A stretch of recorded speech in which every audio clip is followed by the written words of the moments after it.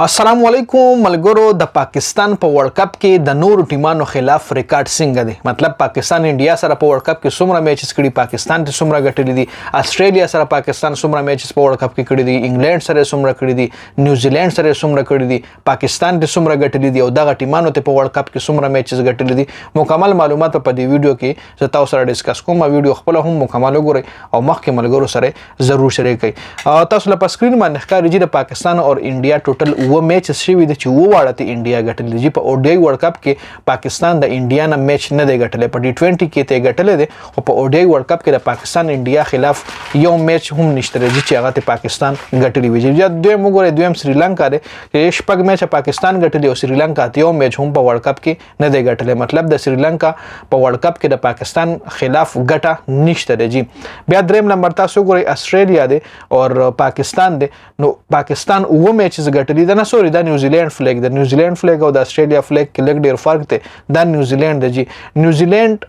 او د پاکستان ټوټل نه میچ شوي دي چې وو پکې پاکستان ګټلي او دوه پکې نیوزیلند ګټلي دي بیا ویسټ انډیز او د پاکستان په ورلد کپ کې د ویسټ انډیز تله پدرنه د ویسټ انډیز ته اته میچونه ګټلي دي او پاکستان ته درې میچ ګټلي دي خو بد قسمتۍ نه په دې ورلد کپ کې 2023 ورلد کپ کې ویسټ انډیز نشته رجی ویسټ انډیز کوالیفای نه ده کړي ویسټ انډیز په ځای نیدرلند دی ورلد کپ لا کوالیفای شوی رجی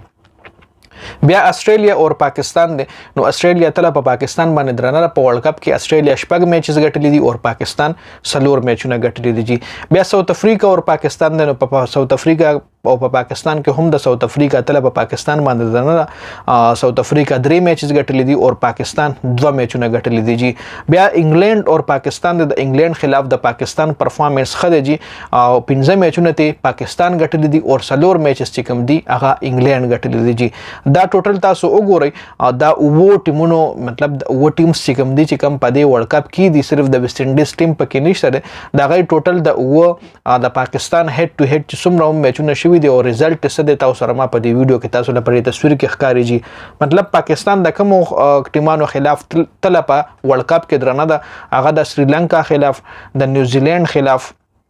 او د انګلند خلاف د دې درو ملکونو خلاف د پاکستان تله چې کومه ده هغه درنه نور بقایا که تاسو ګورئ نو استرالیا ته هم زیات میچز ګټلي ساوث افریقا ته هم زیات میچز ګټلي انډیا ته ټول میچونه ګټلي د انډیا خلاف د پاکستان یو غټه هم نشته په اوډی ورلد کپ کې په ټي 20 کې شته په ټي 20 کې پاکستان د انډیا نه میچ لاست ایئر رضوان او چې کوم محمد رضوان او بابر اعظم کوم اوپننګ سټینډ کړه 152-0 هغه ته پاکستان ګټلې جی نو دا د اوډی کمپلیټ ریکارډ او جما وای تاسو سره شریک کوم ذکر روان ورلد کپ ته بابر اعظم کپتان دی بابر اعظم په کپتانۍ باندې هم ډېر خلک تنقیدونه کوي او کدی ورلد کپ کې بابر اعظم خو بیټینګ نو کوي کپتانی د غرنګي وخت مکه د ورلد کپ د پاکستان د بارخونونو د بابر اعظم کپتانۍ لپاره هم خاطر د جدي اپډیټ سو ډېر زیات مننه جی والسلام